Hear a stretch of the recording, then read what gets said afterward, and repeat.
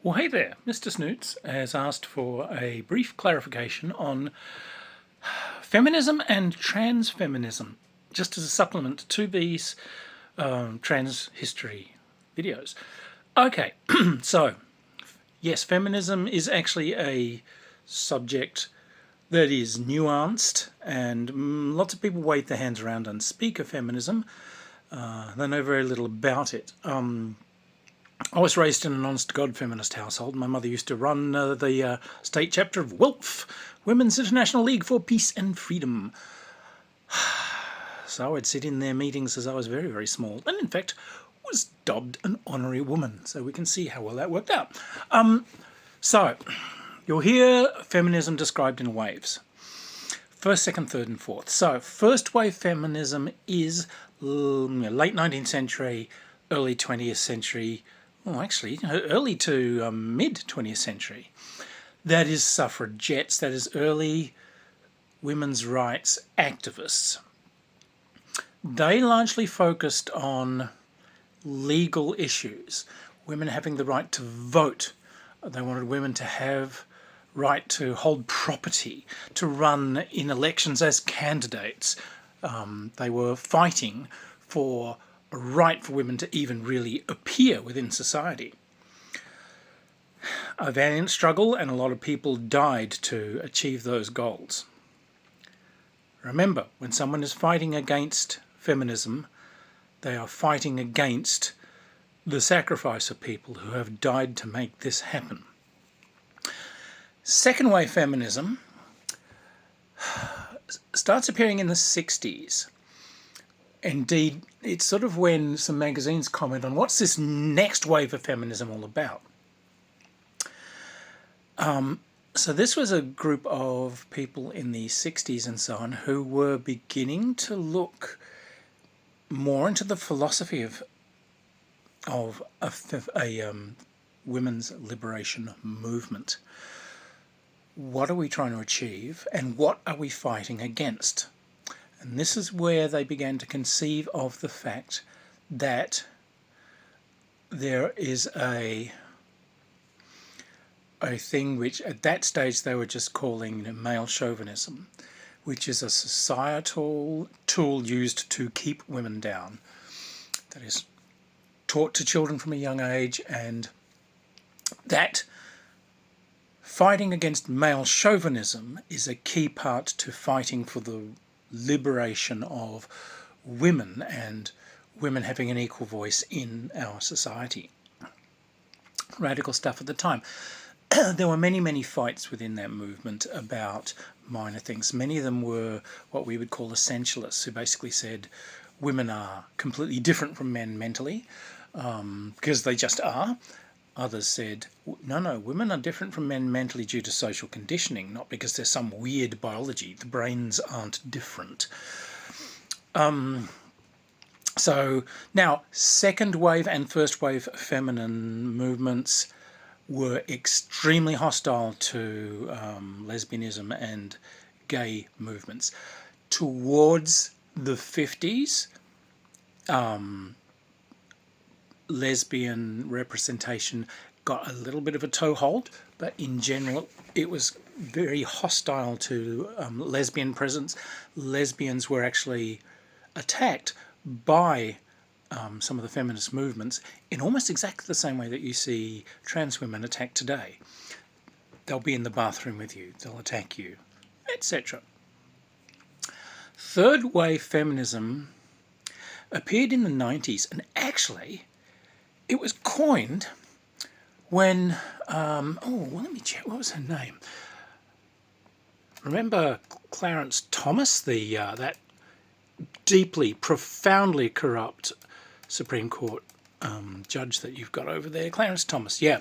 So, there we go. Anita Hill gave testimony at his hearing to see if he was fit to be judged, that he had sexually harassed her, and her experience was negated. She is a woman, and therefore fundamentally untrustworthy, and her entire experience should be ignored. She can't possibly tell the truth. She's a woman. She came out of that and said, I am the third wave. Let's take this energy and turn it into anger. These people are negating us as human beings. Don't vote for someone. Don't partner with someone. Don't sleep with someone. Don't break bread with someone if they are going to work against you.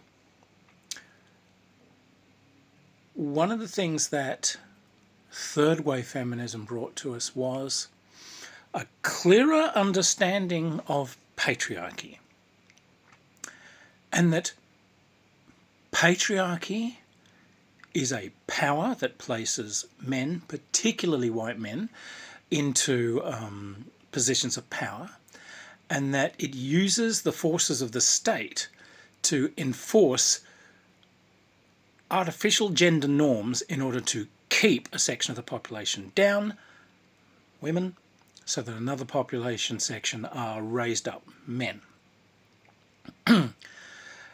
Third wave feminism also was far more representative of people outside of a middle class white section of the population. Second class feminism really was largely middle class white women. So, way more representative. There is now like a fourth wave-ish,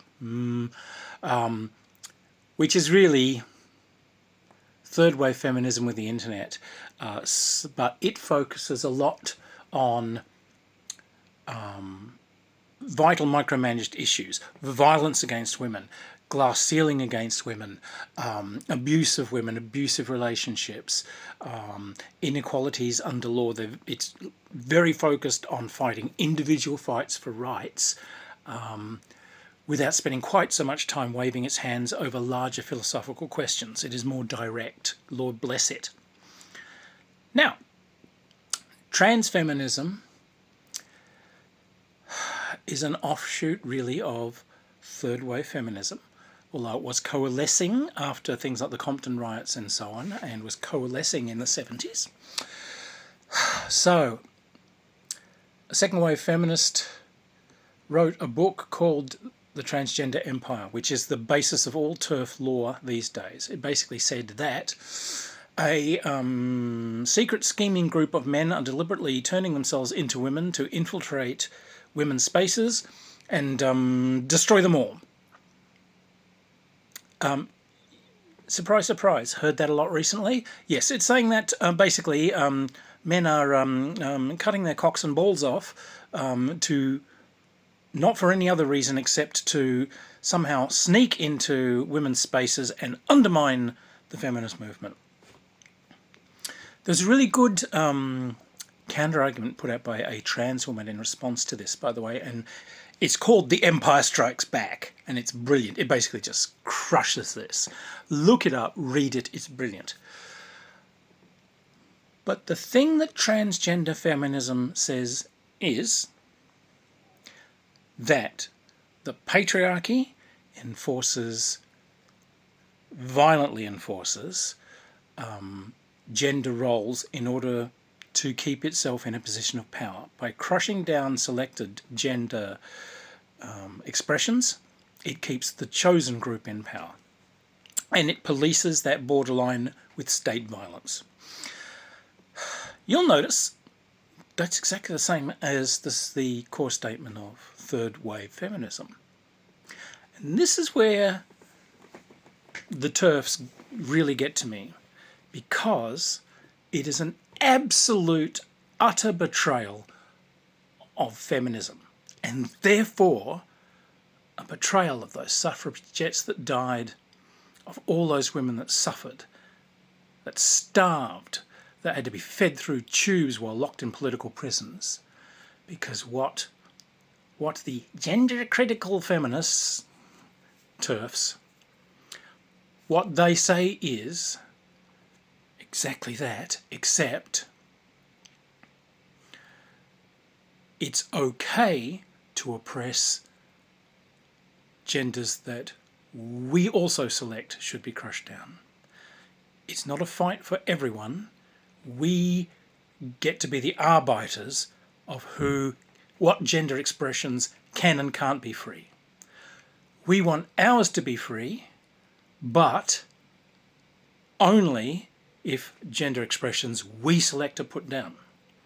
So they put themselves essentially as allies of the patriarchy. We will join you in putting down selected gender expressive groups. We are now allies with the patriarchy.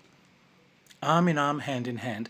And that can be seen most clearly in things like J.K. Rowling and so on, sitting there with Nazis. TERF speakers who travel on speaking tours that are funded by American hate groups who have platforms of removing the right to vote from women and so on.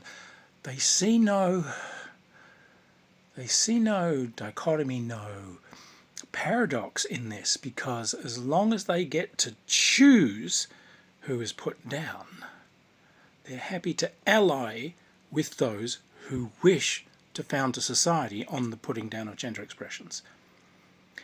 It is the classic leopard eat my face party.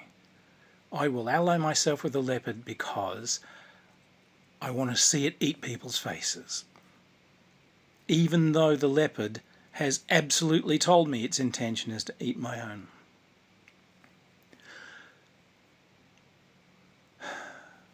There is no freedom unless you are free to express and live your true self. Transfeminism says there is a patriarchal system which violently polices gender norms in order to ensure that a chosen gender group remains on top. Gender critical feminism says that there is a power structure which absolutely is free to violently police gender norms in order to raise chosen gender norms above others. They say that that's fine, that is the correct structure for society. And that's why I absolutely, to my soul, believe that they are betrayers of the feminist movement. Screw those people. Just no. The reason transgender feminism continues to ally itself completely with feminism is that it is the same struggle. We are struggling against a patriarchy that has decided to put down all other expressions except itself in its rigidly, ruthlessly chosen form. Anything else is to be stamped down and exterminated in order to elevate the chosen few. You can see how that also ties in with racism, white supremacy, the whole thing. Feminism is important, but only if it's fighting for everyone's freedom. We don't get to select what genders, what races should be free and what shouldn't. It's freedom for one means freedom for all, or there's no freedom at all. Anyway, that's what transfeminism is all about. Bye.